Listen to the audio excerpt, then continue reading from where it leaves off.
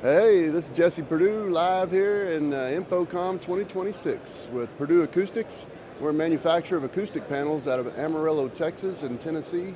And we manufacture our acoustic panels out of rock wool, reinforced, so it's a mineral wool board. We're the only ones that manufacture using that. We have all the patents, so we're the only ones that can. We do more shapes and sizes than anyone. We have wedge panels, which are like these panels here. We have the rAVe system, which are, you can kind of see these over here. We have the 180s, which are big half rounds. And then we do flat panels as well, but we do a ton of different printed panels now, which are like these over here on this display. This is in Amarillo, Texas, where we're from. This is the famous Cadillac Ranch. We kind of brought some home with us here. But we can print anything on panels now. And then this is a new thing we've got going on. It's a grid system.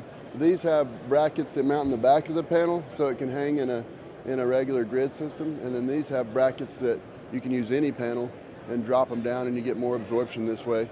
But yeah, we've been in business for about 40 years, and we've been coming to InfoComm for, I don't know, 20 plus years, 30 years probably.